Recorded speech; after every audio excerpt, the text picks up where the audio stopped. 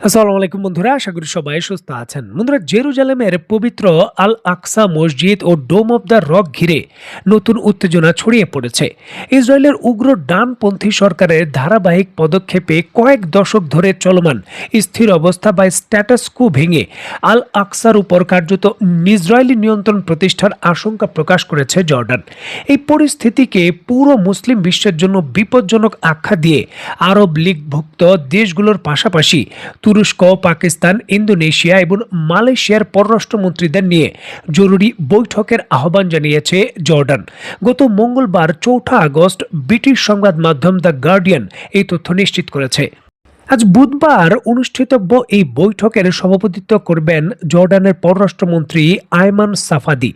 বৈঠকে আলাস্কা প্রাঙ্গণের বর্তমান পরিস্থিতি, ইসরায়েলের সাম্প্রতিক পদক্ষেপ, আন্তর্জাতিক আইনের সম্ভাব্য লঙ্ঘন এবং পবিত্র স্থানটির ঐতিহাসিক মর্যাদা রক্ষায় যৌথ কূটনীতিক উদ্যোগ নিয়ে আলোচনা করবেন বলে জানিয়েছেন বিভিন্ন কূটনৈতিক সূত্র। এখন কেন হঠাৎ জর্ডান এই বৈঠক ডাকলো? দেখুন, জর্ডানের উদ্বেগের মূল কারণ যেমনটা বলা হচ্ছে, সাম্প্রতিক মাসগুলোতে আল আকসা প্রাঙ্গণে ইসরায়েলের যে ডানপন্থী বসতি স্থাপনকারী বা ডানপন্থী রাজনীতিবিদদের প্রবেশ উল্লেখযোগ্য হারে বেড়েছে। গত 23 জুলাই ইসরায়েলের জাতীয় নিরাপত্তা মন্ত্রী ইতামার বেন গাভিরের নেতৃত্বে কয়েক হাজার ইসরায়েলি, যাদের একটি বড় অংশই পশ্চিম তীরে অবৈধ বসতি স্থাপনকারী হিসাবে একেবারে চিহ্নিত, কড়া পুলিশি নিরাপত্তার মধ্যে আলাস্কা প্রাঙ্গণে প্রবেশ করেন। সেখানে তারা প্রার্থনা, ধর্মীয় আচার পালন এবং ইসরায়েলের পতাকা প্রদর্শন করেন, যা দীর্ঘদিন প্রচলিত ব্যবস্থার সরাসরি লঙ্ঘন হিসাবে বিবেচিত। 1967 সালের পর থেকে কার্যকর থাকা ঐতিহাসিক যে স্ট্যাটাস রয়েছে তা অনুযায়ী আলাস্কা প্রাঙ্গণের প্রশাসনিক দায়িত্ব জর্ডানের ইসলামিক ওয়াকফের হাতে এবং সেখানে কেবল মুসলিমরাই ইবাদত করতে পারেন। অমুসলিমরা নির্দিষ্ট নিয়মে দর্শনার্থী হিসাবে প্রবেশ করতে পারলেও ধর্মীয় আচার পালনের অনুমতি নেই। তবে বেন গাভির এবং তার সমর্থকরা দীর্ঘদিন ধরে এই ব্যবস্থার পরিবর্তন এনে নিয়মিতই প্রবেশ করার চেষ্টা করছেন এবং ধর্মীয় অধিকার প্রতিষ্ঠা করে সব সময় প্রার্থনার যে বিষয়টা তার অধিকার প্রতিষ্ঠার দাবি জানিয়ে আসছেন। জর্ডানের কর্মকর্তারা বলছেন, বেন গাভিরের সাম্প্রতিক সফর এবং প্রার্থনা আধুনিক ইতিহাসে আল আকসার মর্যাদার উপর সবথেকে গুরুতর হস্তক্ষেপগুলোর একটি। একই সঙ্গে টেম্পল মাউন্টেন এলাকায় বিশেষ করে পুলিশ ইউনিট গঠন এবং আসন্ন যে ইসরায়েলের ধর্মীয় উৎসব রয়েছে তাকে ঘিরে নিরাপত্তা জোরদারের পরিকল্পনাও জর্ডানের যে উদ্বেগ রয়েছে তা বাড়িয়ে দিয়েছে। তাদের আশঙ্কা, এই সকল পদক্ষেপ ভবিষ্যতে স্থায়ী নীতিগত পরিবর্তনের যে ভিত্তি রয়েছে তা তৈরি করে দিতে পারে। দ্য গার্ডিয়ানকে দেওয়া সাক্ষাৎকারে জর্ডানের পররাষ্ট্রমন্ত্রী আয়মান সাফাদি তার বক্তব্যে দাবি করেছেন, এটি একটি অব্যাহত এবং অত্যন্ত বিপজ্জনক হুমকি। আমাদের হাতে থাকা সব কূটনীতিক এবং রাজনৈতিক উপায় ব্যবহার করে আমরা এটি মোকাবেলা করছি। আল আকসার বিদ্যমান অবস্থায় যে কোনো ধরনের হস্তক্ষেপ কেবল প্যালেস্টাইন বা জর্ডানই নয়, পুরো মুসলিম বিশ্বে এই উত্তেজনা ছড়িয়ে দিতে পারে।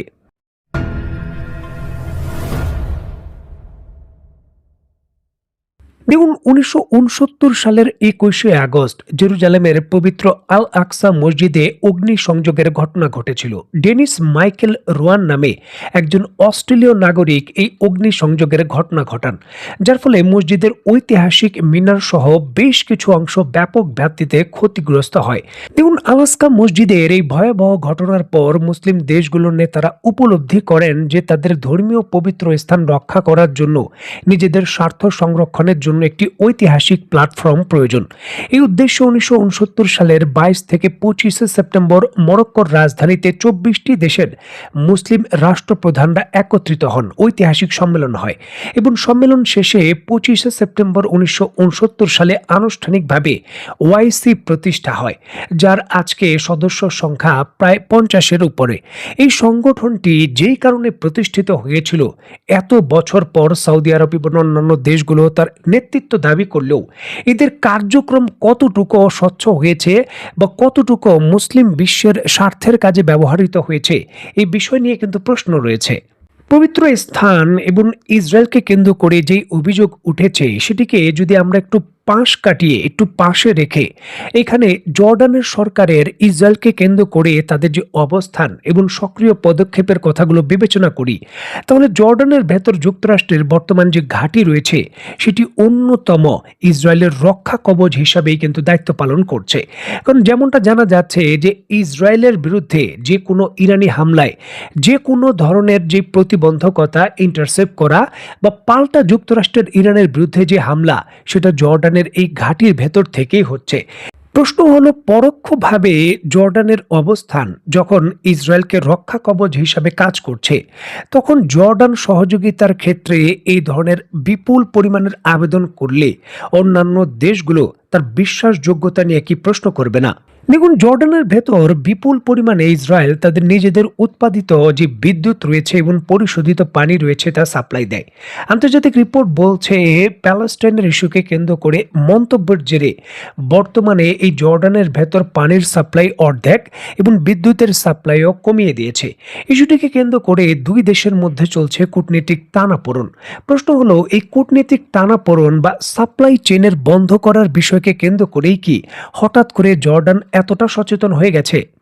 মধ্যপ্রাচ্যের দেশগুলো, বিশেষ করে যারা ধর্মীয় অনুভূতির জায়গায় নেতৃত্ব স্থানীয় দাবি করে, তারা কিন্তু বিভিন্ন নিজের দেশের হস্তক্ষেপ বা নিজেদের যে রাজনৈতিক সিদ্ধান্ত রয়েছে তার পরিপ্রেক্ষিতে শক্তি এবং জনমত গঠন করার জন্য জোট তৈরি করেছে। সৌদি আরব একটি জোট তৈরি করেছে এবং এখন কি জর্ডানও ঠিক একই ধরনের কূটনীতিক পেশি শক্তি দেখানোর জন্য এইভাবে মুসলিম বিশ্বের সমর্থন আদায় করতে চেষ্টা করছে, যেখানে তুরস্কের প্রস্তাব এর পূর্বে বেশি যৌক্তিক ছিল।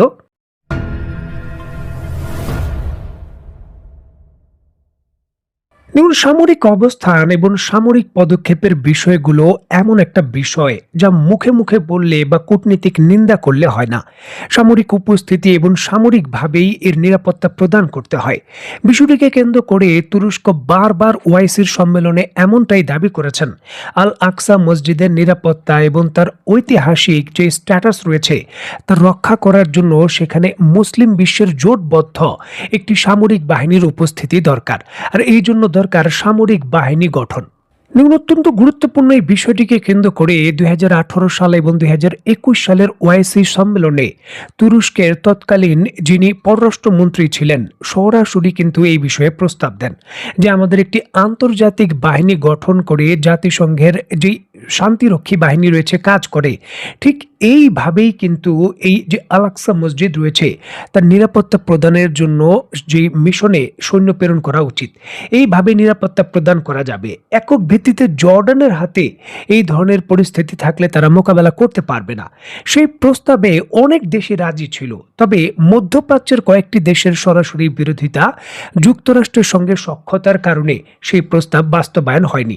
যদি সেটি বাস্তবায়ন হতো তাহলে আজকে যে সংকট তৈরি হয়েছে, সামরিক বিশেষজ্ঞরা বলেন এই সংকটের হয়তো কোনো পরিস্থিতি আসতো না। প্রশ্ন হলো যে আজকের নতুন এই বৈঠকে তুরস্কের যে ঐতিহাসিক পূর্বের প্রস্তাব ছিল সেই প্রস্তাব কি মেনে নেবে আরব বিশ্বের দেশগুলো? তাদের কথিত যে নেতৃত্ব রয়েছে সেখান থেকে কি তারা সরে এসে বাস্তবিক কোনো পদক্ষেপের দিকে এগোবে? দেখার বিষয়ে আসলে এই বৈঠক থেকে কি হয়। তো বন্ধুরা, আজকের মতো বিদায়। নতুন কোনো ভিডিও নিয়ে আবার দেখা হবে। সে পর্যন্ত সবাই ভালো থাকবেন, সুস্থ থাকবেন এবং বাংলাদেশকে ভালোবাসবেন। আল্লাহ হাফেজ।